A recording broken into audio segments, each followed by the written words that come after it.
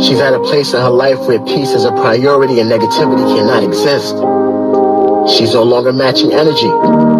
She's simply removing herself from any situation that doesn't vibrate her soul. So if you start moving funny, she's moving on.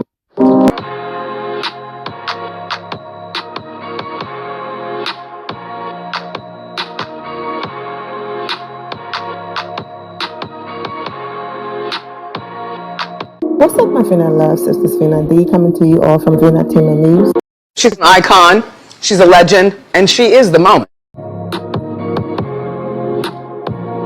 As stunning as Kenya is in this picture, her facial expression shows how we felt watching this three-part RHOA reunion. It's almost like Andy and them want this franchise to fail. What have I been saying for a while now? That something is going on behind the scenes because Andy is intentionally sabotaging the show? Exactly. It's like Kenya was the only one who kept it honest this reunion. I thought Candy was gonna go in, but even she went light, and it's getting difficult to watch Annie being so biased towards the girls. Or he wanted sympathy for that criminal Marlo budget, and she ain't finished yet, Sheree.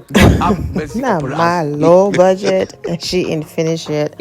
Hot mess. Right, and Candy said Drew and Sonia almost fought, and they edited it out. Why would they do that? They trying to sabotage the show. No, these successful black women should represent restraint and class. I'm glad they didn't show it. I hear you. Show the restraint, class, and being real in the moment. We can't have the ladies knitting. I agree with him. Okay, someone disrespected you.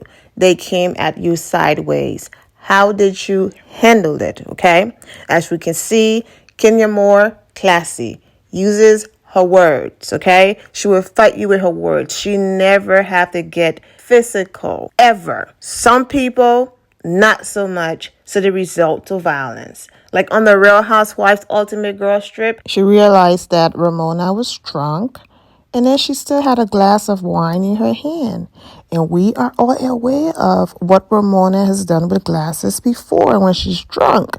These images are on the screen of her throwing a glass in a castmate face that caused her to have cuts and bruises on her face.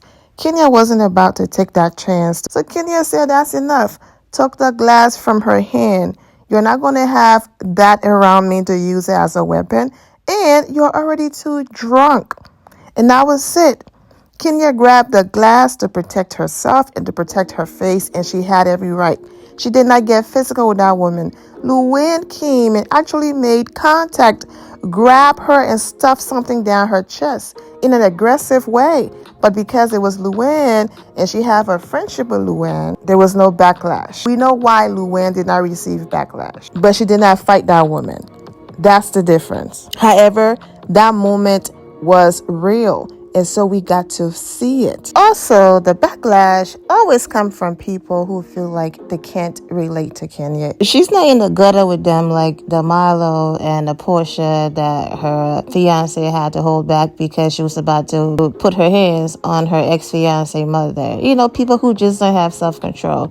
And so they feel like they can't relate to Kenya. Kenya is also very intelligent. So they were ready to celebrate like, aha, y'all said all of that about Portia. Now look, Kenya put her hands on somebody. No, she didn't. She didn't put her hands on nobody.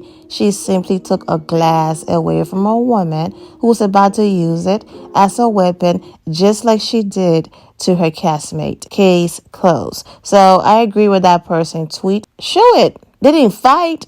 They came close, but they did not. Let's see what led up to it.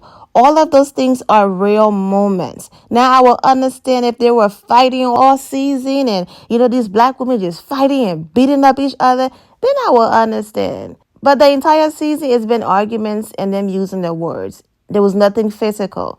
So what was so different in Sonia and Drew having an exchange of words? I also understand why we didn't see that. Everybody kept saying Andy and them did that to have the Portia and Kenya Moore moment where Portia grabbed Kenya's hair.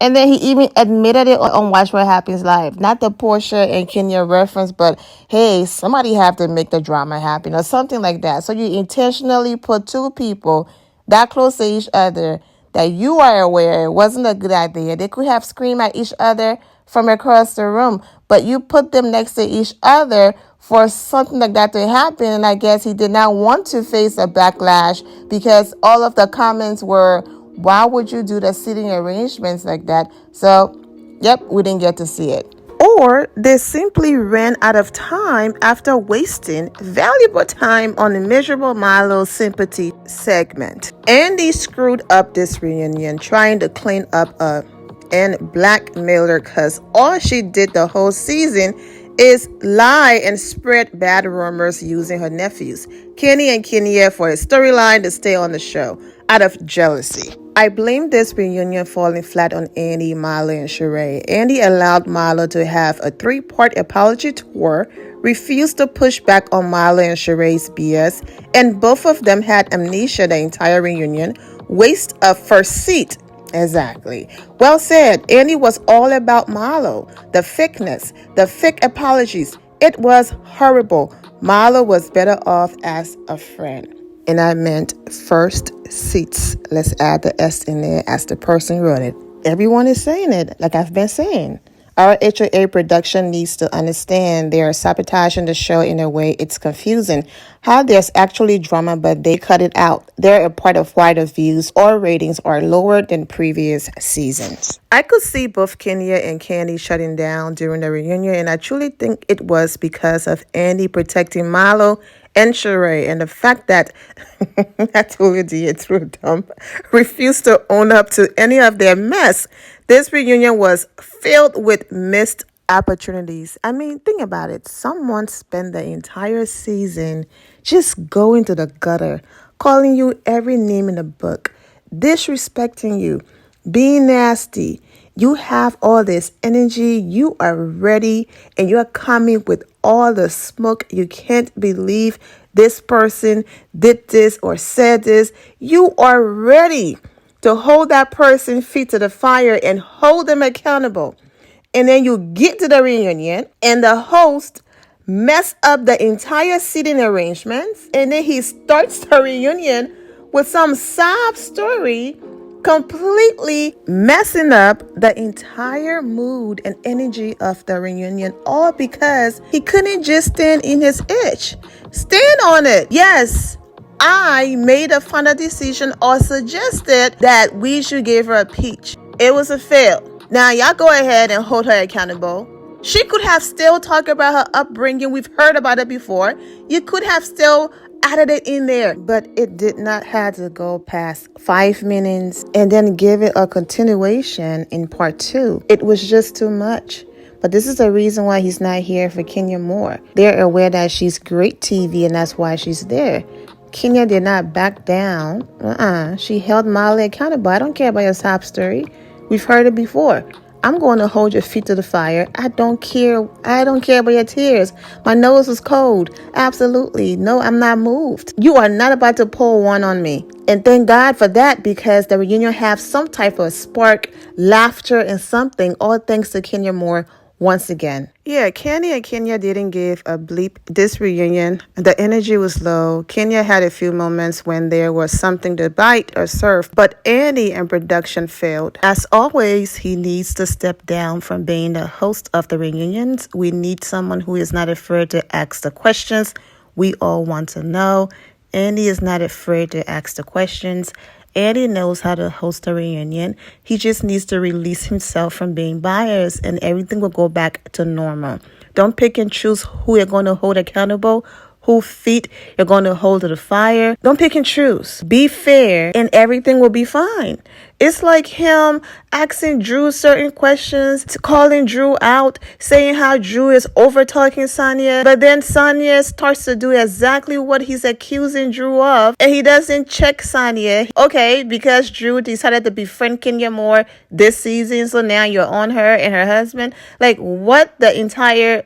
I had to censor myself. So that's what's messing up the show. The fact that you and production will be willing to remove entire episodes because you don't want to make one cast member look bad, but then you leave a scene in there of somebody else questioning that person activism. The fact that you're willing to go to this length for certain people, that's why the show is being messed up. That's why people are left confused, because you are cutting things that are important out. So in conclusion, it doesn't matter who he brings back. The future of the Real Housewives of Atlanta is in jeopardy until the producers figure it out, stop being buyers, hold people accountable, show us what's going on. Don't pick and choose, and they will be saved. It's that simple. You could bring everybody back and it will still be a hot mess unless the favoritism and bias editing stops. If it continues, you continue to sabotage your top rated franchise, unless that's the plan behind the scenes and the supporters have no idea. Anyways, I'm wishing all of you well and take care. I will be back later on in the day with my detailed review. I'm wishing all of you well and take care. If you're not left, thank you all for your love and support. If you're not subscribed to the channel, go ahead and subscribe to the channel. Go ahead and leave this video a thumbs up. Also turn on notifications so when I do post, you're aware that I posted. And I will see you all in the comment section. Remember to always have the God bless attitude, which is being positive at all times and seeing the good in every situation. Have a great day, guys. God bless.